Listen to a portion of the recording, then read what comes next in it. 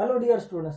तर आजच्या लेक्चरमध्ये आपण पाहणार आहोत mass of an atom. Okay, पहा मुलांनो, आपला जो चॅप्टर चालू होता 9व्या वर्गाचा, त्या चॅप्टरचं नाव काय होतं बेटा? Measurement of matter. त्या चॅप्टरचं नाव होतं बेटा मेजरमेंट ऑफ मॅटर. आणि मेजरमेंट ऑफ मॅटरमध्ये पहिले आपण काय शिकलं? आपण मेजरमेंट ऑफ मॅटरमध्ये मॅटरची डेफिनेशन शिकली. मॅटर कशापासून बनते? स्मॉल टायनी पार्टिकल्स, ॲटम्स आणि मॉलिक्यूल. मग आपण पाहिलं बेटा ॲटमचं स्ट्रक्चर, आहे की नाही? ॲटमच्या सेंटरला न्यूक्लियस असतो, बाहेर ऑर्बिटमध्ये इलेक्ट्रॉन रिव्हॉल्व होत असतात. हे आपण ॲटमचं स्ट्रक्चर पाहिलं होतं. हे झालं बेटा बेसिक. त्यानंतर आपण काय पाहिलं होतं बेटा? ॲटॉमिक नंबर कशाला म्हणतात, आहे की नाही? मास नंबर कशाला म्हणतात, हे सुद्धा आपण पाहिलं होतं.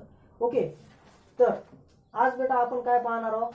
ओके, आज आपण पाहणार आहोत बेटा mass of an atom. Size of an atom आपलं झालं. Size of an atom is very small.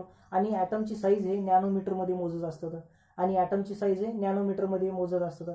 1 nanometre is equal to 10 to the power -9 metre. Okay, 1 nanometre is equal to 10 to the power -9 metre. इथपर्यंत आपलं झालं होतं. जर तुम्हाला कुठल्याही प्रकारचा डाऊट असेल तर कमेंट बॉक्समध्ये कमेंट करा, किंवा तुम्हाला कुठल्याही प्रकारचा डाऊट असेल तर आपल्या व्हॉट्सअप ग्रुपवर ते सांगा. ओके, आणि मेन म्हणजे बेटा लेक्चर आहे की नाही, एकदा नाही समजलं तर एक दोनदा रिपीट करून पहा. कारण आहे की नाही, रिपीट केल्यानं गोष्टी आपोआप कळतात. ओके, चला तर मग आज आपण पाहतो मास ऑफ ॲन ॲटम. मास या शब्दाचा अर्थ होत असते बेटा वस्तुमान. मास या शब्दाचा अर्थ होत असते वस्तुमान. म्हणजे ॲटम, असा ॲटम तर हातात घेऊन आपण मोजू शकत नाही. ॲटम तराजूवर ठेवून आपण मोजू शकत नाही की बा एका बारीक ॲटमचं मास किती आहे, नाही मोजू शकत आपण. पण लक्षात घ्या बेटा, डाल्टन नावाच्या सायंटिस्टनं काय म्हणतात बेटा? डाल्टन, कोणता? डाल्टन नावाचा सायंटिस्ट. डाल्टन नावाच्या सायंटिस्टनं एका ॲटमचं मास मोजायचं कसं याची टेक्निक दिली होती. त्याने एक, आहे की नाही, कन्व्हर्जन फॅक्टर दिलता, आहे की नाही? त्याने कन्व्हर्जन फॅक्टर दिलता. ओके, तर यानं काय सांगितलं होतं बेटा? Mass of an atom is measure, the mass of an atom is measure in terms of unified mass. The mass of an atom is measured, the mass of an atom is measured in terms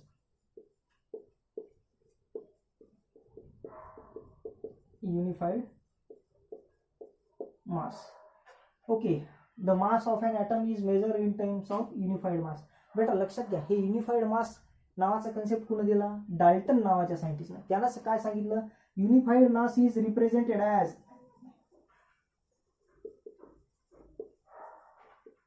you. Unified mass is represented as you. या you ला आहे की नाही, दोन नाव आहेत बेटा. या you ला आपण युनिफाईड मास सुद्धा म्हणतो. ओके, या यू ला आपण युनिफाईड मास सुद्धा म्हणतो. या यू ला आपण युनिट डाल्टन, काय? युनिट डाल्टन काय म्हणतो आपण याला? युनिट. या यू ला आपण युनिट डाल्टन सुद्धा म्हणतो बेटा. ओके, युनिफाईड मास और युनिट डाल्टन. ओके, तर 1 unified mass is equal to किती? हे बघा बेटा, आता इथं जे मी आहे की नाही कन्व्हर्जन फॅक्टर लिहिणार आहोत, इथं जे मी आहे की नाही आकडा लिहिणार आहोत, त्या आकड्यावरून तुम्ही कोण्याही ॲटमचं मास मेजर करू शकता, हायपोथेटिकली म्हणजे थेरॉटिकली. ओके, कारण तराजूत तर ॲटम आपण ठेवू शकत नाही, तर या डाल्टननं सांगण्याप्रमाणे आपण मोजू शकतो. तर 1 युनिफाईड मास, ओके, 1 युनिफाईड किंवा 1 unit dalton is equal to 1.6605 1.6605 3904 into 10 to the power -27 kg. 10 to the power -27 kg. म्हणजे जर समजा एखाद्या ॲटमचं मास 1 युनिट असेल, जर समजा एखाद्या ॲटमचं मास आहे की नाही, जर समजा एखाद्या ॲटमचं ॲटॉमिक मास, जर समजा मी काय म्हणालो, मी 4दा शब्द रिपीट करायलो का? कारण तुमच्या कानावर शब्द पडाव यासाठी. जर समजा एखाद्या ॲटमचं युनिफाईड मास, जर समजा एखाद्या ॲटमचं युनिफाईड मास 1 युनिट असेल, जर समजा एखाद्या ॲटमचं ॲटॉमिक मास, काय म्हटलं बेटा मी? ॲटॉमिक मास हे 1 युनिट असेल, किंवा 1 युनिट डाल्टन असेल, किंवा 1 युनिफाईड मास असेल, तर त्या ॲटमचं वजन इतकं राहते, त्या ॲटमचं मास इतकं राहते. पहा ना, केजी मध्ये लिहिलेलं आपण. आता लक्षात घ्या बेटा, या आकड्यावरून आपण कोणत्याही ॲटमचं मास वजन सांगू शकतो. ओके, तर हायड्रोजनचं वजन इतकंच येईल. ओके, हायड्रोजनचं वजन इतकंच येईल, है की नाही? का? कारण हायड्रोजनचा ॲटॉमिक नंबर आणि मास नंबर सेम आहे. ओके, जर समजा आपल्याला हेलियमचं कॅल्क्युलेट करायचं असेल तर हेलियम. ओके, पहा बेटा, ही जी एवढी मोठी टर्म दिसायला नाही, हे एवढा आकडा तुम्हाला पाठ राहत नाही. मग याला काय करायचं माहिती आहे का? 1.67 करा, इज इक्वल टू 1.67 इंटू 10⁻⁻27. ही व्हॅल्यू आणि ही व्हॅल्यू एकच आहे बेटा. आपण याला काय केलं? छोटं केलं, आहे की नाही? 1.67 1.66 म्हणजे 1.67च होईल ना. ओके, आता पहा, हेलियमचं मास किती आहे बेटा? 4 युनिट, आहे की नाही? वन युनिफाईड मास म्हणजे इतकं, तर 4 म्हणजे किती? 4 इंटू 1.67 इंटू 10⁻⁻27, आहे की नाही? 1.67 इंटू 10⁻27. तर बघा, 7 चौक 28. Okay, carry two. 6 चौक 24, 25, 26, आहे की नाही? Carry to. 4 1 4 आणि 2 6, आहे की नाही? पहा, 6.68 इंटू 10⁻⁻27 kg, आहे की नाही? 6.68 इंटू 10⁻⁻27 kg हे आहे बेटा हेलियमचं मास. म्हणजे हेलियमचं जर आपण वजन केलं तर इतकं येते बेटा, आहे की नाही? फक्त एवढंच की ते वजन किती आहे, हेलियमचं मास किती आहे, हायड्रोजनचं मास किती आहे, कोण्या एलिमेंटचं कोण्या ॲटमचं मास किती आहे हे सांगण्यासाठी आपल्याला या युनिफाईड मासच्या टर्मची गरज पडते.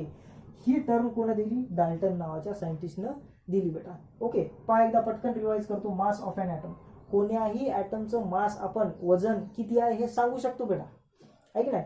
जरी आपल्याला ॲटम तराजूत ठेवून मोजता येत नसेल तरी आपण त्या ॲटमचं मास आहे, काहीतरी मास आहे, त्याचं वजन काहीतरी आहे हे आपण सांगू शकतो. कशामुळं? ती पद्धत कोणा सांगितली? डाल्टन नावाच्या सायंटिस्टनं. त्यानं सांगितलं की कोण्याही ॲटमचं मास हे युनिफाईड मासच्या टर्ममध्ये मोजल्या जाते, आहे की नाही? युनिफाईड मासच्या टर्ममध्ये मोजल्या जाते. युनिट डाल्टन म्हणजे यूच्या टर्ममध्ये मोजल्या जाते. And 1U is equal to 1.6605 into 10⁻27 kg, आहे ना? यालाच आपण काय म्हणू शकतो? 1.67 इंटू 10⁻⁻27 kg. या संख्येनं आपण कोण्याही ॲटमचं मास किती आहे हे सांगू शकतो, आहे की नाही? थिअरॉटिकली सांगू शकतो, इतकं असाय पाहिजे. ओके, चला, तर हे झालं बेटा मास ऑफ एन ॲटम बद्दल. ओके, हे व्यवस्थित नोट करा.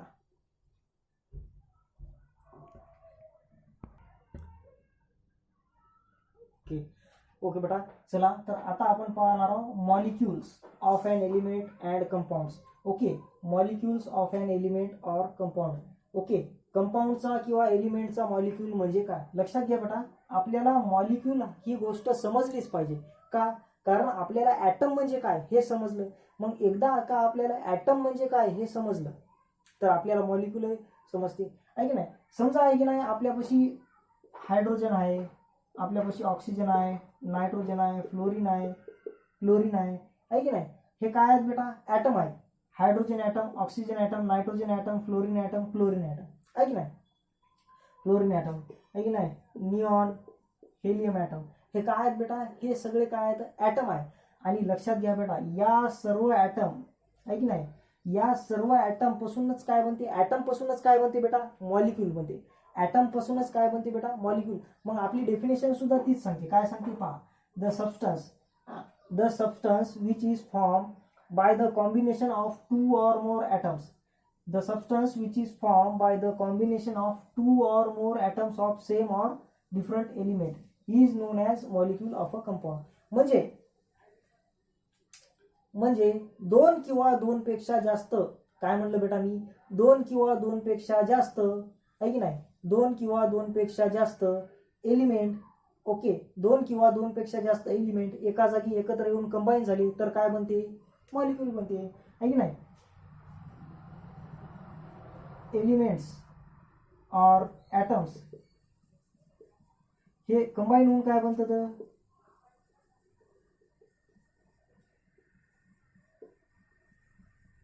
ओके, एलिमेंट और ॲटम कंबाईन होऊन काय बनतात बेटा, मॉलिक्यूल बनतात. समजा हायड्रोजन एलिमेंट आहे की नाही, हायड्रोजन आहे, एक हायड्रोजन दुसऱ्या हायड्रोजन सोबत कंबाईन झाला तर काय बनला बेटा, H2. पहा लक्षात का, हा हायड्रोजन ॲटम आहे, हा दुसरा हायड्रोजन ॲटम आहे, हा एक हायड्रोजन ॲटम आहे, हा दुसरा हायड्रोजन ॲटम आहे. जेव्हा दोन किंवा दोनपेक्षा जास्त ॲटम एकत्र येऊन कंबाईन होतात तेव्हा जे नवीन आपल्याला भेटते त्याला मॉलिक्यूल म्हणतात. तेव्हा जे आपल्याला नवीन सबस्टन्स भेटते त्याला मॉलिक्यूल म्हणतात. तसंच जर समजा आपण नायट्रोजन आणि नायट्रोजन कंबाईन केले आहे की नाही, जर नायट्रोजन, अरे बेटा हे आपण कंबाईन केलं म्हणजे डायरेक्ट नाही, हे इलेक्ट्रॉन शेअर करून कंबाईन होतात. Ionic bond, covalent bond, bond तयार होते. या दोघांच्या मधात काय तयार होते, बॉन्ड तयार होते आहे की नाही. नायट्रोजन आणि नायट्रोजन काय होते, N2. तसंच ऑक्सिजन, ऑक्सिजन आणि ऑक्सिजन, 3 ऑक्सिजन एका जागी कंबाईन होऊन O3 बनते. O3 आहे की नाही, या O3लाच काय म्हणतात, ओझोन. पहा लक्षात घ्या बेटा, हे एक म्हणजे ॲटम आहे, हा एक म्हणजे ॲटम आहे आणि हा एक म्हणजे ॲटम आहे. असे 3 ऑक्सिजन ॲटम एका जागी एकत्र येऊन O3 नावाचा मॉलिक्यूल बनायचा आहे की नाही, मॉलिक्यूल. म्हणूनच मॉलिक्यूलची डेफिनेशन काय आहे बेटा, जेव्हा दोन किंवा दोनपेक्षा जास्त ॲटम किंवा एलिमेंट, जेव्हा दोन किंवा दोनपेक्षा जास्त ॲटम एकत्र येऊन एका जागी कंबाईन होतात तर तेव्हा जो नवीन पदार्थ तयार होते त्याला मॉलिक्यूल असं म्हणतात. जेव्हा दोन किंवा दोनपेक्षा जास्त एलिमेंट और ॲटम एका जागी एकत्र येऊन कंबाईन होतात त्यावेळेस जे नवीन पदार्थ तयार होते त्याला मॉलिक्यूल असं म्हणतात. ओके, सिंगल एकाला ॲटम म्हणायचं आणि अशा 1-2 ॲटम एका जागी कंबाईन झाले तर जे तयार होते त्याला मॉलिक्यूल म्हणायचं. लक्षात घ्या. ओके, हे समजलं बेटा. पहा, तर आता जसं की आपल्याला माहित आहे मॉलिक्यूल्स हे 2 प्रकारचे असतात, monoatomic molecules and diatomic molecules. काय असते बेटा, monoatomic molecules and diatomic molecules. काय असते बेटा, आहे की नाही.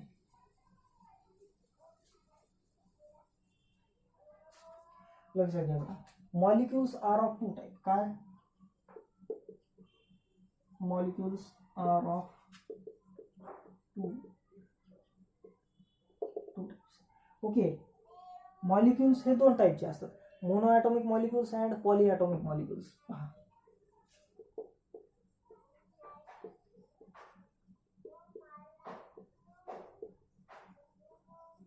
मोनो ॲटॉमिक मॉलिक्यूल्स अँड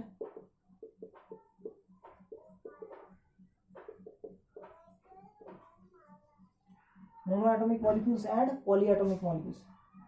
पहा बेटा, मोनो ॲटॉमिक मॉलिक्यूल्स म्हणजे काय, मोनो ॲटॉमिक मॉलिक्यूल्स म्हणजे असे मॉलिक्यूल्स जे की एकाच ॲटमनं बनलेले असतात, आहे ना. मोनो ॲटॉमिक मॉलिक्यूल्स म्हणजे असे मॉलिक्यूल्स जे की एकाच ॲटमनं बनलेले असतात. जसं की एक्झाम्पल्स, हेलियम, निऑन, आर्गॉन, आहे की नाही. हेलियम, निऑन, आर्गॉन, आहे की नाही. हे जे काय ETC, हे काय, हे हेलियम ॲटम आहे, निऑन ॲटम आहे, आर्गॉन ॲटम आहे की नाही. हे ॲटम आहेत तरी सुद्धा यांना मॉलिक्यूल म्हणलेलं आहे कारण हे एकटेच अस्तित्वात राहतात. म्हणून यांना मोनो ॲटॉमिक मॉलिक्यूल म्हणायचं. ओके, मोनो ॲटॉमिक मॉलिक्यूल म्हणजे असे मॉलिक्यूल जे की, आहे की नाही, सिंगल ॲटमनंच बनलेले असतात, आहे की नाही. जे मॉलिक्यूल सिंगल ॲटमनंच बनलेले असतात त्यांना मोनो ॲटॉमिक म्हणतात. इथं दिसायला का तुम्हाला He2, आहे की नाही, Ne3 असं दिसायला नाही ना. हे याची एकच आहे, निऑन एकच आहे, आर्गॉन एकच आहे, म्हणजे हे काय एकटेच आहे. ओके, सिंगल ॲटॉमिक मॉलिक्यूल आहे तो, म्हणजे यांना मोनो ॲटॉमिक म्हणायचं. पॉलीॲटॉमिक मॉलिक्यूल म्हणजे काय, पॉलीॲटॉमिक मॉलिक्यूल म्हणजे असे मॉलिक्यूल जे की एकापेक्षा जास्त ॲटमनं मिळून बनलेले असतात. किती, एकापेक्षा जास्त ॲटम एकत्र येऊन बनलेले असतात. जसं की H2, N2, O2, O3, P4, आहे की नाही. हे काय आहे की नाही, हे फॉस्फरस आहे, हे नायट्रोजन आहे, हे हायड्रोजन आहे, ऑक्सिजन आहे, हे ओझोन आहे की नाही. काय म्हणलं मी, hydrogen, nitrogen gas, oxygen gas, ozone माहीत आहे ना, आहे की ना, आकाशात राहते. हे फॉस्फरस आहे. हे काय आहेत बेटा, पॉलीॲटॉमिक, आहे की नाही. पॉलीॲटॉमिक मॉलिक्यूल म्हणजे ज्या मॉलिक्यूलमध्ये एकपेक्षा जास्त ॲटम येतात, आहे की नाही. पहा इथं 2 आहेत, एकपेक्षा जास्त म्हणजे काय, 2, 3, 4 अँड सो ऑन, आहे की नाही. पहा याच्यात 4 ॲटम आहेत, 4 फॉस्फरस ॲटम आहेत. किती, 4, 1 + 2 + 3 + 4 मिळून काय बनायचं, P4, आहे की नाही. P4 is a tetra atomic molecule. Tetra म्हणजे 4, टेट्रा म्हणजे 4, 3 म्हणजे ट्राय, है की नाही. Ozone is a triatomic molecule. Oxygen O2 is a diatomic molecule. N2 nitrogen gas is a diatomic molecule, है की नाही. H2 is also diatomic molecule. म्हणजे पॉलीॲटॉमिक मध्ये आहे की नाही, डाय येऊ शकते, ट्राय येऊ शकते, टेट्रा येऊ शकते, है की नाही. पॉली म्हणजे मेनी, है की नाही. पॉली म्हणजे मेनी. मेनी ॲटॉमिक मॉलिक्यूल म्हणजे ज्या मॉलिक्यूलमध्ये एक पेक्षा जास्त ॲटम येतात त्यांना पॉलीॲटॉमिक मॉलिक्यूल म्हणतात. ओके, चला बेटा, तर हे झालं मॉलिक्यूल्स बद्दल. पहा, मी परत एकदा सांगतो, मॉलिक्यूल म्हणजे काय. मॉलिक्यूल म्हणजे जेव्हा 2 किंवा 2 पेक्षा जास्त ॲटम, मी काय म्हणलं, ॲटम हा एक ॲटम, हा एक ॲटम, जेव्हा 2 किंवा 2 पेक्षा जास्त ॲटम एकत्र येतात तेव्हा जो तयार होतो त्याला मॉलिक्यूल म्हणतात. समजलं. ओके, मॉलिक्यूलचे 2 type, monoatomic molecules, polyatomic molecules. Monoatomic molecules मध्ये एकच ॲटम असतो. पॉलीॲटॉमिक मॉलिक्यूल्स मध्ये 2 किंवा 2 पेक्षा जास्त. ओके, म्हणजे 1 पेक्षा जास्त सरळ. ओके, चला हे नोट करा.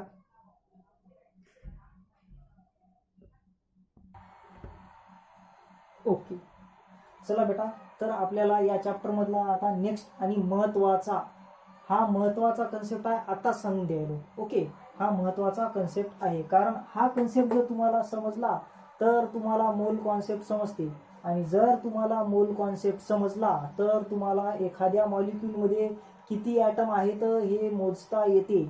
ओके, किती ॲटम आहेत हे मोजता येते. 1 लाख आहेत की 2 लाख आहेत की 3 लाख आहे हे मोजता येते. म्हणून हे कन्सेप्ट अवश्य समजून घ्या. पहा बेटा, कन्सेप्टचं नाव काय, मॉलिक्युलर मास. म्हणजे काय, मॉलिक्युलर मास म्हणजे काय, मॉलिक्यूलचं मास. मॉलिक्युलर मास म्हणजे काय, मॉलिक्यूलचं मास. जसं ॲटमचं काय असते, ॲटॉमिक मास, तसं मॉलिक्यूलचं काय असते, मॉलिक्युलर मास. मी काय म्हणलं, जसं ॲटमचं काय असते, जसं ॲटमचं काय असते बेटा, ॲटॉमिक मास, तसंच मॉलिक्यूलचं काय असते, मॉलिक्युलर मास. जसं ॲटमचं ॲटॉमिक मास असते तसं मॉलिक्यूलचं काय असते बेटा, मॉलिक्युलर मास. आणि आपल्याला माहित आहे ॲटम्स एकत्र येऊन, ॲटम्स कंबाईन होऊन, काय होऊन, ॲटम्स कंबाईन होऊन काय तयार होते, मॉलिक्यूल. मग जसं ॲटमला ॲटॉमिक मास राहते, ॲटम कंबाईन झाल्यावर काय तयार होते, मॉलिक्यूल तयार होते. मग त्या मॉलिक्यूलचं काहीतरी मास असेल ना, त्याला काय म्हणतात बेटा, मॉलिक्युलर मास. फॉर एक्झाम्पल, जर समजा आपल्याला एक नाही एक्झाम्पल H2O हा काय आहे बेटा, एक मॉलिक्यूल आहे. हा H2O 2 हायड्रोजन ॲटम आणि एका ऑक्सिजन ॲटमला मिळून बनला. पहा, H2O कसा, 2 हायड्रोजन प्लस 1 ऑक्सिजन मिळून काय बनला, H2O. 2 हायड्रोजन 1 ऑक्सिजन मिळून काय बनला बेटा, H2O. म्हणजे 2 हायड्रोजन ॲटम 1 ऑक्सिजन ॲटम मिळून H2O मॉलिक्यूल बनला. मग या ॲटमचे काय असतात बेटा, ॲटॉमिक मास असतात. या ॲटमचं काय, ॲटॉमिक मास. तर या मॉलिक्यूलचं सुद्धा मॉलिक्युलर मास होईलच ना, कारण ॲटमचं ॲटॉमिक मास असेल आणि ॲटम एका जागी येऊन एकत्र झाले, कंबाईन झाली तर मॉलिक्यूल बनायला, तर त्या मॉलिक्यूलला सुद्धा मास येईलच की, आहे की नाही. म्हणून आपल्याला मॉलिक्युलर मास सुद्धा मोजता येते. फक्त, आहे की नाही, आपल्याला ॲटॉमिक मास माहीत पाहिजे, आपल्याला ॲटॉमिक मास माहीत पाहिजे, आहे की नाही.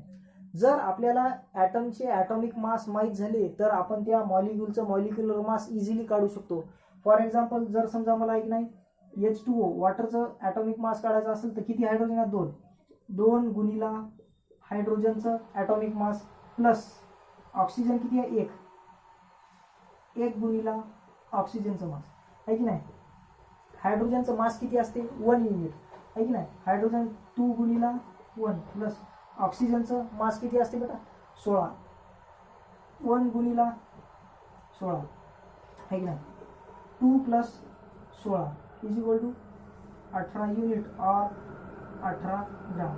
म्हणजे वॉटरचं मॉलिक्युलर मास किती आहे बेटा, 18 युनिट. 18 युनिफाईड मास म्हणजे 18 युनिट किंवा 18 ग्राम. याला युनिट वाचायचं काय, यू म्हणजे युनिफाईड मास, पण त्याला युनिट वाचायचं. 18 युनिट और 18 ग्राम. या यूच्या जागी तुम्ही जी ग्राम लिहिलं तरी चालते.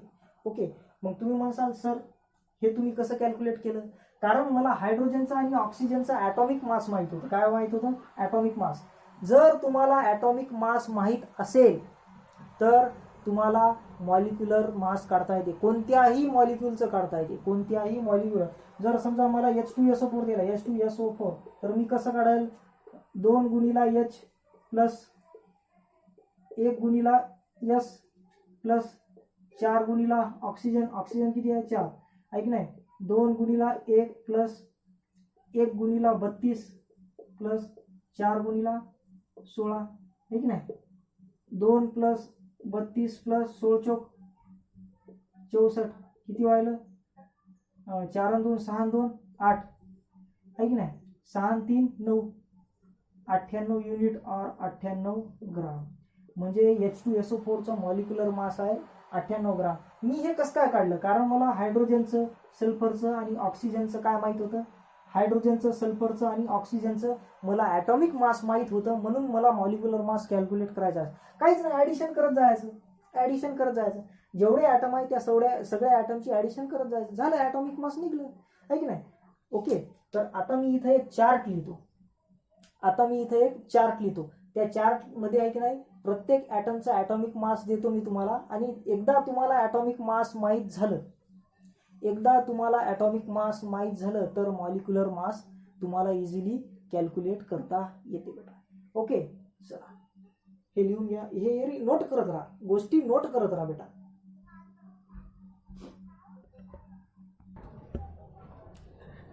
चला, आता हे इथं मी ॲटम लिहिले आणि इकडे काय लिहिले, त्या ॲटमचे ॲटॉमिक मास.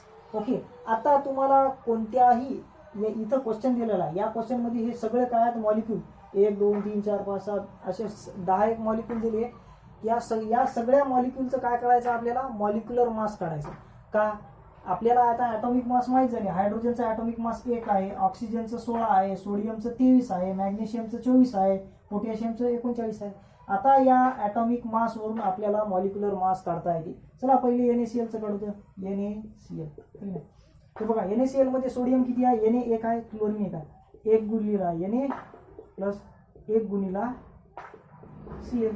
ओके, किती व्हायलं ते, किती व्हायलं, सोडियमचं किती आहे पहा लक्षात घ्या, 23, 1 गुणिला 23 प्लस 1 गुणिला 35.5, किती व्हायलं, 23 प्लस 35.5. ओके, 2 आणि 3 5, 5 आणि 3 8. ओके, 58.5 युनिट, 58.5 युनिट व्हायला. और मी सांगितलं तुम्हाला यूलाच काय लिहिता येते, ग्राम, 5 ग्राम. ओके, चला आता हे MgCl2 कॅल्क्युलेट करा तुम्ही. आता MgCl2 तुम्ही पहा बेटा, दुसरा कोणता आहे, MgCl2. काय, MgCl2 मध्ये काय आहे बेटा, MgCl2 मध्ये 1 मॅग्नेशियम आहे आणि 2 क्लोरीन आहे. पहा, 1 गुणिला मॅग्नेशियम प्लस 2 गुणिला Cl, आहे की नाही. लक्षात घ्या, मॅग्नेशियम 1 आहे म्हणून 1 गुणिला, आणि या मॅग्नेशियमच्या जागी काय ठेवायचं, या मॅग्नेशियमचं मास ठेवायचं. पहा लक्षात घ्या, आहे की नाही. पहा लक्षात घ्या, मॅग्नेशियमचं मास किती दिलं, 24, 1 गुणिला 24 प्लस 2 गुणिला 35.5, आहे की नाही. 24 1 24, आहे की नाही. 35 2 70, 0.5 0.5 71, आहे की नाही. 4 आणि 1 5, 5 आणि 2 4 आणि 1 5, 7 आणि 2 9, 95 युनिट और 95 gram. This is the mass of magnesium chloride. आता KNO3 काढायचं. पहा, आता काय काढायचं, KNO3. सोपं आहे बेटा, फक्त टेक्निक लक्षात घ्या, सोपं आहे. आणि हा चार्ट आहे की नाही, व्यवस्थित पहा, हा चार्ट व्यवस्थित पहा. ओके, हा चार्ट डोळ्यासमोर ठेवा आणि हे वारंवार 1-2दा वाचलं की पाठ होऊन जातं व्हॅल्यू, काही अवघड नाही, ठीक आहे ना. 1-2दा वाचलं की पाठ होऊन जातं. ओके, पहा लक्षात घ्या. तिसऱ्या नंबरचं कोणतं आहे, KNO3. पहा, KNO3 मध्ये 1 पोटॅशियम आहे, 1 नायट्रोजन आहे आणि 3 ऑक्सिजन आहे. ओके, 1 गुणिला पोटॅशियम प्लस 1 गुणिला नायट्रोजन प्लस 3 गुणिला ऑक्सिजन. पहा काय, 1 गुणिला पोटॅशियमचा मास किती आहे, 39. ठेवा, 1 गुणिला 39 प्लस 1 गुणिला 14, नायट्रोजन किती आहे बघा, 14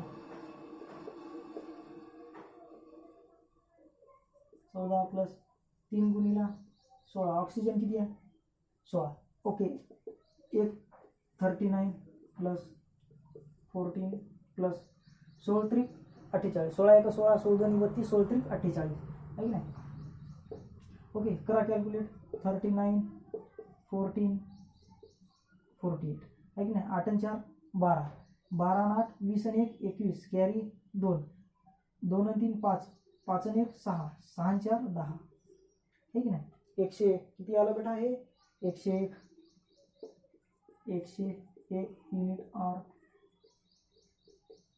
आहे की नाही. बरोबर.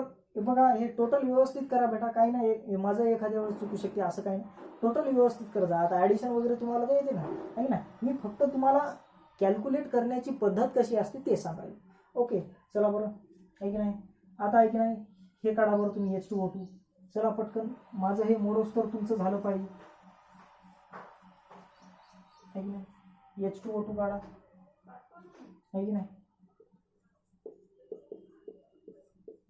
काय असते, 2 हायड्रोजन आहेत प्लस 2 ऑक्सिजन आहेत.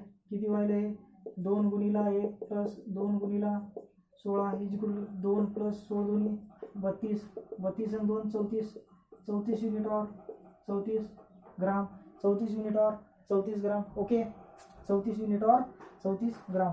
हे झालं H2O2चं. आता AlCl3चं कॅल्क्युलेट करा. चला AlCl3चं कॅल्क्युलेट करा. पहा, ऐक नाही, AlCl3चं कॅल्क्युलेट करा. नाही, 5वा नंबर AlCl3 आहे की नाही. ॲल्युमिनियम किती आहे, 1 गुणिला ॲल्युमिनियम प्लस 3 गुणिला क्लोरीन किती आहे. ॲल्युमिनियमचं किती आहे बेटा, पहा लक्षात घ्या. ॲल्युमिनियम आहे 27 आहे की नाही. 27 प्लस 3 गुणिला 35.5 आहे की नाही. 3 गुणिला 35.5 किती व्हायला, 27 प्लस किती व्हायला 35 एक 35, 35 दोन्ही 70, 70 आणि 3 100. ओके, 70 आणि 3 किती 70 आणि 30 100 आहे की नाही. 105. ओके, हां 35.5 आहे की नाही. गुणिला 3, 3 5 15, कॅरी 3 5 15 आणि 16, कॅरी 3 त्रिक 9 1 10 आहे की नाही. 106.5, 106.5. आता पहा, 106.5 मध्ये 27 ॲड करा तुम्ही. हे बघा, हे 5 6 6 12 आणि 1 13चा 3, कॅरी 1 2 आणि 1 3 आहे की नाही 1. ओके, 133.5 किती आहे, 133.5 युनिट और 133.5 ग्राम. ओके, तर हे अशा प्रकारे मॉलिक्यूलचं मॉलिक्युलर मास कॅल्क्युलेट करता येते, आहे की नाही. आता पहा बेटा, या कॅल्शियम हायड्रॉक्साईड या मॉलिक्यूलचं जेव्हा वेळेस आपण अशा प्रकारच्या मॉलिक्यूलचं ज्यावेळेस आपण मॉलिक्युलर मास कॅल्क्युलेट, तिथं लक्ष देण्याची आवश्यकता आहे. का, इथं माणूस फसते. ओके, लक्षात घ्या. हे काय आपलं CaOH/2. पहा लक्षात घ्या, आपल्याला काय वाटतं इथं एकच ऑक्सिजन आहे आणि एकच हायड्रोजन आहे, पण ते by2 आहे, ब्रॅकेट आहे. म्हणजे कॅल्शियमला एक O आणि एक H असा जोडून आहे, एक O आणि एक अच्छा, म्हणजे 2 हायड्रोजन 2 ऑक्सिजन आहेत आणि 2 हायड्रोजन आहेत. पहा, 2 गुणिला ऑक्सिजन 2 ऑक्सिजन, 2 गुणिला हायड्रोजन 2 हायड्रोजन, कारण पुऱ्या ब्रॅकेटला 2 लागला ना, त्याच्यामुळे लक्षात घ्या, पुऱ्या ब्रॅकेटला 2 लागला. लक्षात घ्या. पहा, कॅल्शियम किती आहे, लक्षात घ्या, कॅल्शियम 1 आहे. 1 गुणिला कॅल्शियम प्लस ऑक्सिजन किती आहे तर 2, 2 गुणिला ऑक्सिजन प्लस 2 गुणिला हायड्रोजन. ओके, 1 गुणिला हे कॅल्शियम आहे. कॅल्शियम किती आहे बघा 40, डायरेक्टली तो 40 प्लस 2 गुणिला ऑक्सिजन, ऑक्सिजन किती आहे 16, 16 दोन्ही 32 प्लस 2 2, हायड्रोजन किती आहे 1 गुणिला 2 2 आहे की नाही. 40 4 आणि 3 7, 72 आणि 2 74 युनिट 74 युनिट और 74 ग्राम. ओके, हे अशा प्रकारे. आता मॅग्नेशियम ऑक्साईड H2SO4 आणि HNO3 NaOH आहे की नाही. हे 4 तुम्हाला होमवर्क, आणि जर तुम्हाला समजलं नाही, हे कॅल्क्युलेट करता आलं नाही तर मी सांगतो. ओके, चला बेटा, तर अशा प्रकारे आपलं आजचं लेक्चर संपलेलं आहे. Have a nice day to all. Take care of your self and as well as your father and mother.